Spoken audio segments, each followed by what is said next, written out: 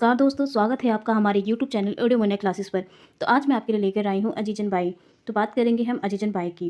कानपुर की मशहूर खूबसूरत तबायफ नर्तकी अजीजन बाई ने सन 1857 की पहली जंग आज़ादी में हिस्सा लेकर अपने प्यारे वतन के लिए अपनी जान की कुर्बानी दी थी और अपने बदनाम पेशे तबायफ के दाग को अपनी शहादत के खून से धो डाला था। अजीजन बाई मूलतः एक पेशेवर नर्तकी थी जो देशभक्ति की भावना से भरपूर थी। गुलामी की बेड़ियां तोड़ने के लिए उन्होंने घुंघरू तक उतार दिए थे। रसिकों की महफिलें सजाने वाली अजीजन क्रांतिकारियों के साथ बैठकें करने लगी थी।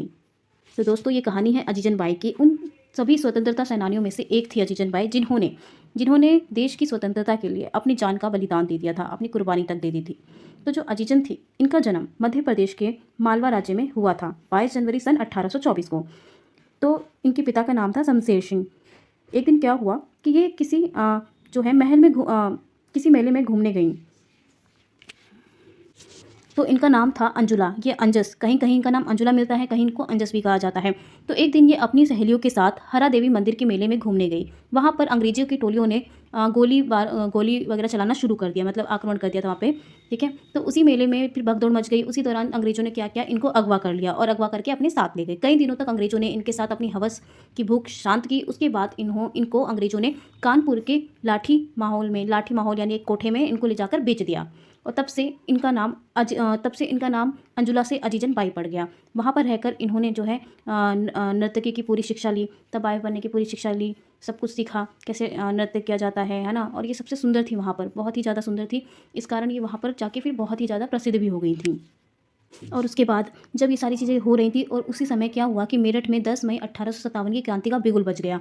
और मेरठ की जितनी भी तवाइफें थीं, उन्होंने सैनिकों के साथ कंधे से कंधा मिलाकर इस युद्ध में, इस क्रांति में अपना सहयोग दिया। मतलब सिपाहियों के साथ कंधे से कंधे मिलाकर चलने लगी। जब अजीजन ने ये बात सुनी तो उनके मन में भी इतने सालों से जो दर्द दबा हुआ बैठा था कि मुझे अंग्रेजों से जो है अपना बदला लेना है, उसकी चिंगारी दोबारा जल उठी। उन्होंने भी सोचा कि अब मैं भी जो है इन्हीं सिपाहियों की भांति इस क्रांति में अपना योगदान दूंगी और इन अंग्रेजों से लोहा लूँगी।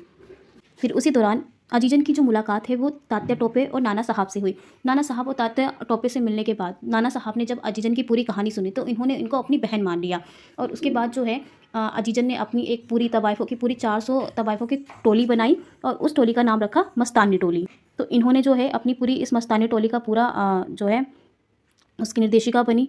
ठीक है, और उसके बाद फिर इन्होंने अपनी सभी तवाइफों के साथ मिलकर जो है पूरे दिन तो ये सिपाहियों के साथ काम करती थी, ये घोड़े भी चलाती थी और अपने साथ एक बंदूक भी रखती थी, है ना। लेकिन शाम के टाइम क्या होता था, रात में ये दोबारा से जो है उसी वेश में आ जाती थी ताकि अंग्रेजों से जो है पूरी तरह से ये लोहा ले सके। मतलब उनके सामने डांस करती थी, नृत्य करती थी ताकि उन्हें शक ना हो कि ये भी सिपाहियों के साथ मिली हुई हैं।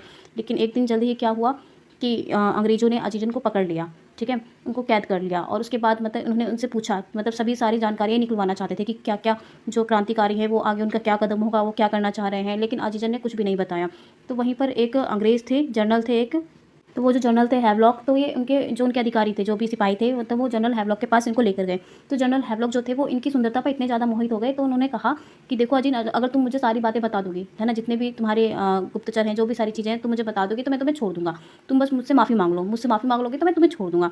तो इस पर जो है अजीजन ने बोला कि मैं तुमसे माफ़ी मांग लूँ, बल्कि माफ़ी तो तुम्हें मांगनी चाहिए क्योंकि तुम हमारे देश में आकर चोरी कर रहे हो और इसमें तुम चाहते हो कि मैं तुमसे माफ़ी मांगूँ। तो इसी पे क्या हुआ कि हैवलॉक जो है वो भड़क जाता है और फिर मतलब कहीं कहीं पर मिलता है कि अजीजन को अंग्रेजों ने जो है उनके मुंह पे गोला बारूद बांध के उसको तोप से उड़ा दिया। तो कहीं कहीं मिलता है कि उनको जो है गोलियों से मारकर छन्नी कर दिया था, इस तरह से।